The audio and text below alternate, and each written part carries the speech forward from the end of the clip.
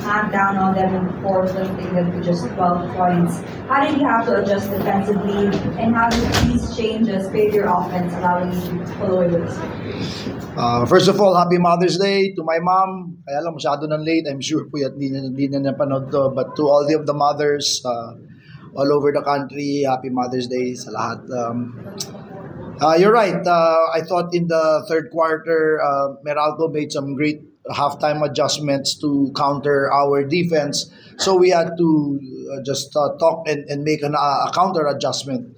And fortunately, it worked, and we were able to limit their scorers, Chris Newsom and Bong Quinto and Banchero from inflicting damage, because that's really the strength of this team. If those guys get their shots and get their looks, they're very dangerous. So fortunately, we were able to make that counter adjustment in the fourth quarter. And then, like we always say in our team, as long as we defend well, our offense pretty much follows and it takes care of itself.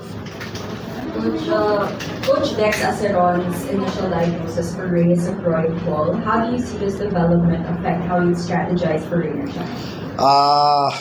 Very big. Ray, the highest plus minus in this game, if I'm not mistaken, is a huge part of our team.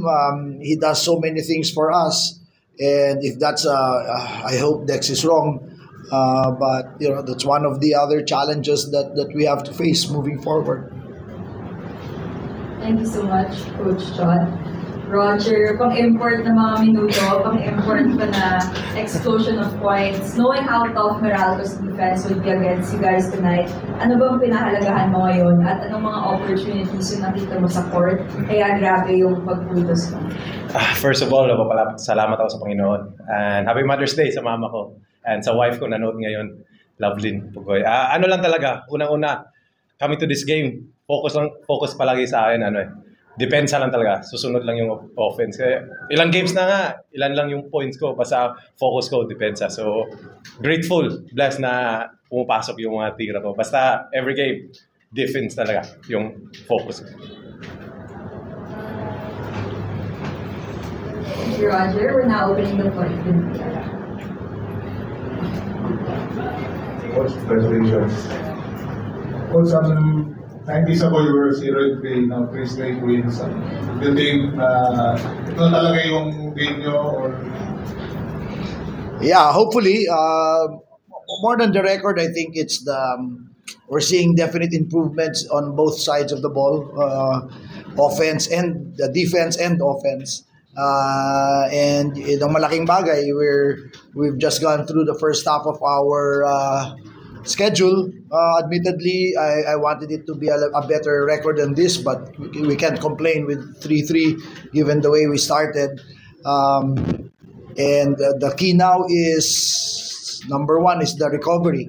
Roger got hit by cramps, and then we all know Ray might be suffering from a groin injury. So that's the most important thing. We have to make sure that we are able to recover well in this next few days, while at the same time staying sharp. So that's always the balancing act that we have to play.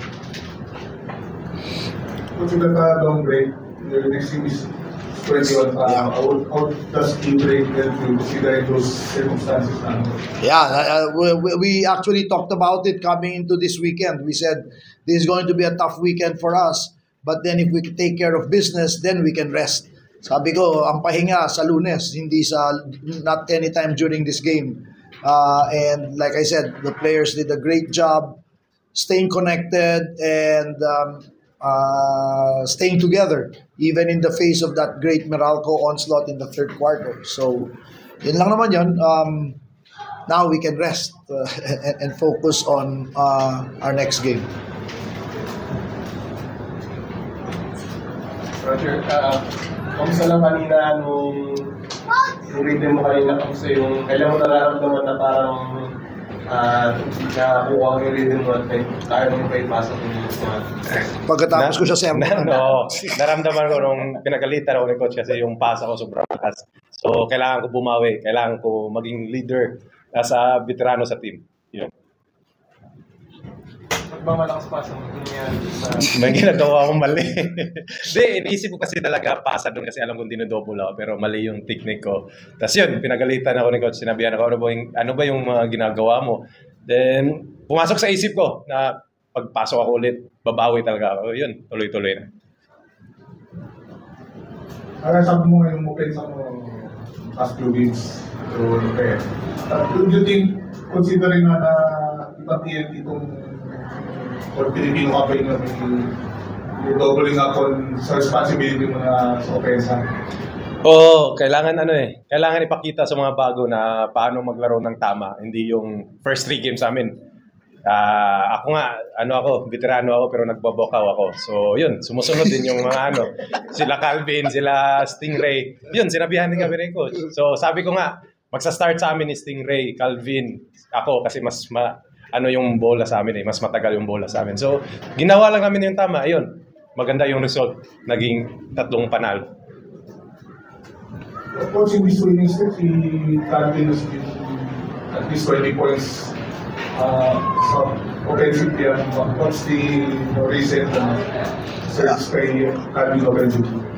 I think we've done a good job in these past 3 games in just moving the ball and finding the open man. And like I said, as long as we get good looks, we're not going to make every shot, but as long as they're good looks, we can live with it. The problem is if we are missing and taking shots under duress or shots that there's a man in front of us, then so yun lang. The players are just being more patient, and when that happens, the ball magically finds its intended targets. So it lands in the hands of the guys who should be taking the shots. But I think we have to credit also the guys who set them up. Our bigs do a good job setting them up. I think the job of Kelly and Poy allows the wingmen to get out and do their thing on offense. But as well as Calvin and Roger have been playing, it's really everybody else just doing their role and getting the job done. All right, that wraps it up.